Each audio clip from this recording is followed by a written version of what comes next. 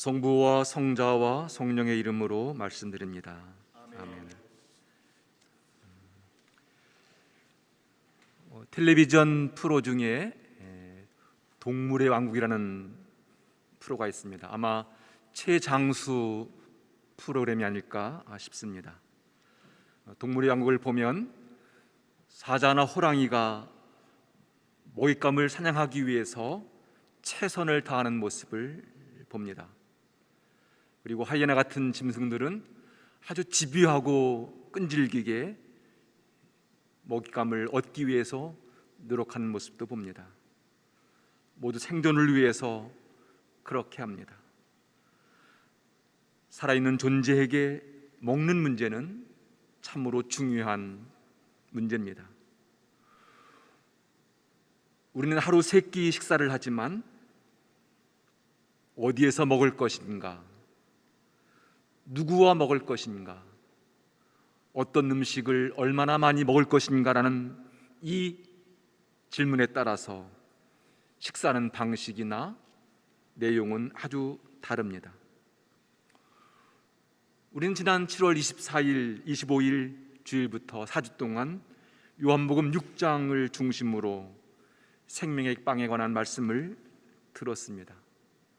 주님은 당신이 하늘에서 내려온 빵이라고 말씀하십니다. 빵에 관한 긴 담론을 말씀하신 후에 사람들은 이 말씀이 이렇게 어려워서야 누가 알아들을 수 있겠냐며 매우 당혹해합니다. 그리고 이때부터 많은 제자들이 예수를 버리고 물러갔으며 더 이상 따라다니지 않았다고 전합니다. 사람들이 예수를 찾아온 목적은 무엇인가요? 주님을 찾아왔던 그들이 또 무엇 때문에 주님을 버리고 떠나갔을까요? 오늘 우리가 읽은 요한복음 6장 63절에 보면 주님은 육적인 것은 아무 쓸모가 없지만 영적인 것은 나에게 생명을 준다고 말씀하십니다. 육적인 것은 아무 쓸모가 없다는 이 말씀이 사람들에게 걸림돌, 장애물이 되었습니다. 우리가 요한복음 6장 첫 부분에서 주님은 굶주린 군중들에게 보리떡 5개와 물고기 2마리로 아주 풍족하게 먹이셨습니다. 그래서 사람들은 예수를 왕으로 세우고자 했습니다. 이렇게 반응한 것은 매우 분명합니다. 빵의 문제를 해결해 준 분이 우리의 왕이 되어야 한다.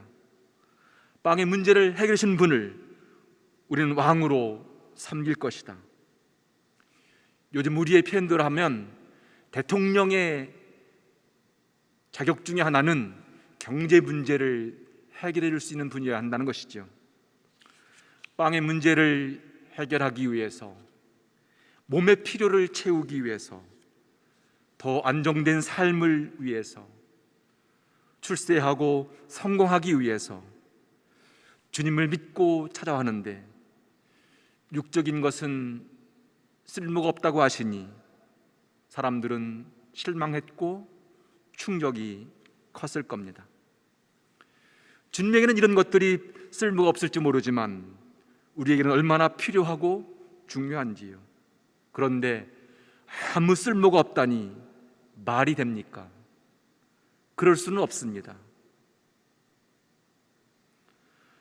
하지만 우리가 우리의 필요를 채우기 위해서 주님을 믿고 따르고 있다면 우리의 신앙은 예수 그리스도께서 보여주신 진리의 길과는 거리가 멉니다.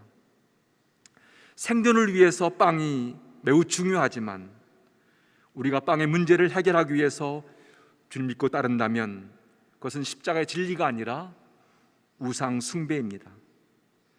주님께서 가신 십자가의 길, 십자가 죽음을 통해서 이루신 구원의 길, 하나님의 사랑은 이런 우리의 차원을 훨씬 뛰어넘습니다. 하나님의 사랑과 복음의 진리는 육적인 필요를 채우는 것 그 이상입니다. 우리의 삶을 위해서 육적인 것이 필요 없다는 말이 아닙니다. 주님은 산상설교에서 너희는 먼저 하느님의 나라와 하나님께서 의롭게 여기신 것들을 구하라고 말씀하셨습니다. 이 말씀의 핵심은 삶의 우선순위를 분명히 하라는 것입니다. 정말 중요한 것과 덜 중요한 것을 분별하라는 것입니다. 먼저 해야 할 일과 나중에 해야 할 일을 식별하라는 것입니다. 하나님 나라의 관점에서 의식주의 문제를 고려하라는 것입니다. 우리는 살면서 내가 가지고 있는 것을 나라고 착각하며 살아갈 때가 참 많습니다. 내가 소유한 것만큼 나는 가치 있는 사람이라고 생각하기도 합니다. 그래서 많이 소유하면 더 가치 있는 사람이 되고, 덜 가지거나 가지고 있던 것을 잃으면 나는 아무것도 아닌 무익한 사람, 무가치한 사람이라고 생각합니다. 지금 우리 사회가 안고 있는 문제는 내가 누구인지를 모르고 내가 가지고 있는 것들, 나의 건강이나 외모, 재물, 사회적 지위와 힘, 명예, 이런 것들이 곧 나라고 착각하며 살아가는 것입니다. 사람들은 내가 원하는 것을 얻으면 행복하고 잃으면 살아야 할 이유나 가치가 없는 불행한 사람이라고 생각합니다. 우리가 이런 마음으로 살면 우린 늘 불안하고 초조한 삶을 살 수밖에 없습니다. 왜냐하면 우리는 못 가져서 불안하고 가진 것을 잃을까 두렵기 때문입니다. 우리의 신앙이 이런 수준에 머물러 있다면 사람들이 예수님을 버리고 떠나갔듯이 우리도 나의 기대나 요구가 채워지지 않으면 언제든지 주님을 버리고 떠나갈 것입니다. 실제로 우리 주위에는 이렇게 주님을 버리고 떠나간 사람들이 얼마나 많은지요. 오늘 일독서에서 여호수아는 가나안 땅에 정착한 이스라엘 백성 사람들에게 이렇게 질문합니다. 여러분은 야훼 하나님과 이 땅의 우상 사이에서 누구를 선택할 것입니까? 하나님입니까? 아니면 가나안의 우상입니까? 오늘 서신도 같은 내용입니다. 우리가 대항하여 싸워야 할 원수들은 인간이 아니라 권세와 세력의 악신들과 암흑세계의 지배자들과 하늘의 악령들입니다. 그러므로 지금 하나님의 무기로 완전무장하십시오. 굳건히 서서 진리로 허리를 동이고 정의로 가슴에 무장을 하고 발에는 평화의 복음을 갖추어 신고 손에 언제나 믿음의 방패를 잡고 있어야 합니다.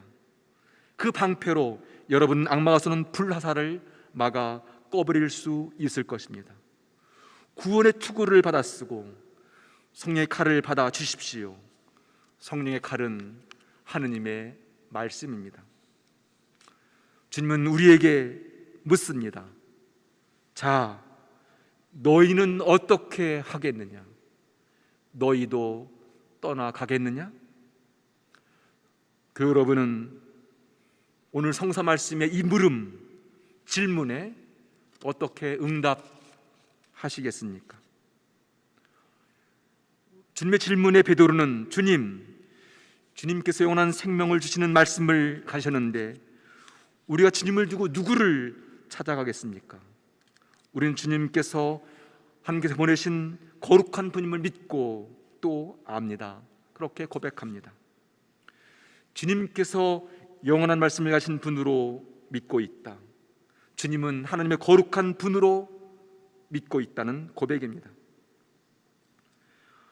우리는 오늘 주님을 향해서 또 어떤 고백을 할 수 있을까요? 생명의 빵으로 오신 주님은 우리 모두를 영원한 생명의 삶으로 인도해 가십니다.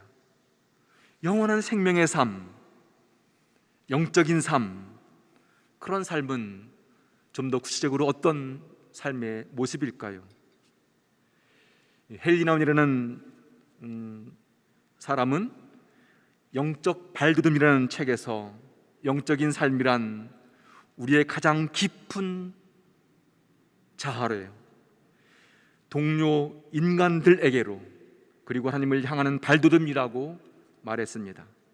이 세 가지 방향에서 균형과 조화를 이루어 갈 때 영적으로 성숙한 사람이 된다고 말합니다.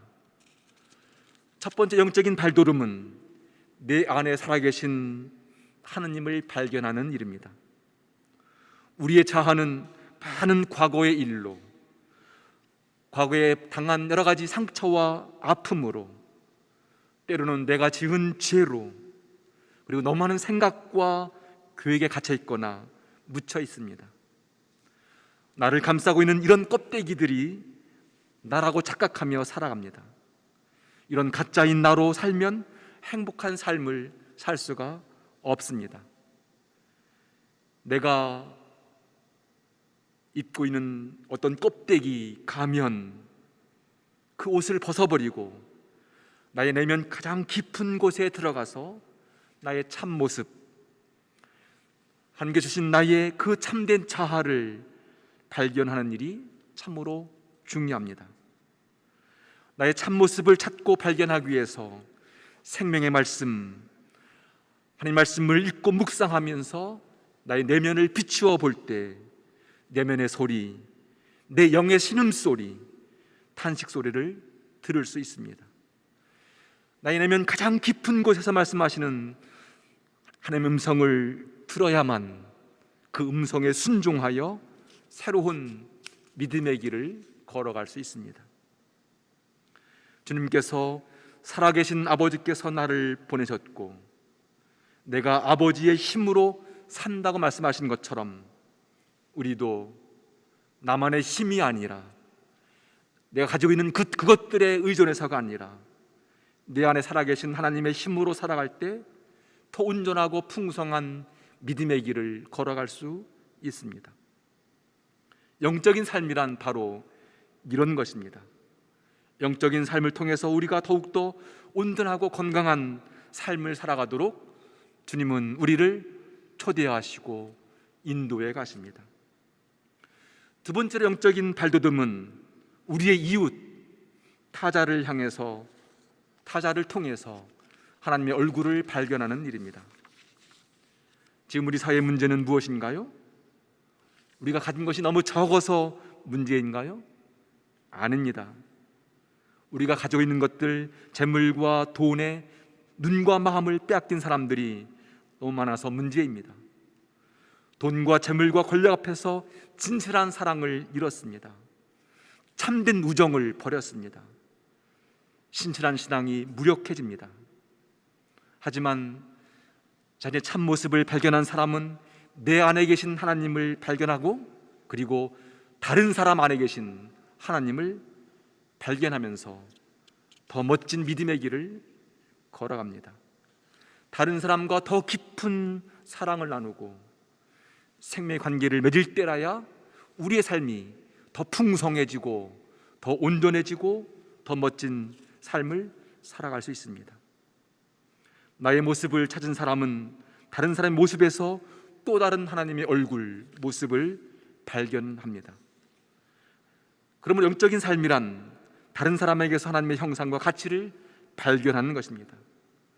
나의 이웃을 향해서, 더 많은 사람들을 향해서 사랑의 영향력, 힘을 발휘하며 살아가는 일입니다. 신앙이 좋아졌다, 영성이 깊어졌다는 말은 하느님을 닮아서 사랑이 더욱 깊어지고 넓어졌다는 말입니다. 세 번째로 영적인 발돋움은 하느님을 향해서 나아가는 삶입니다.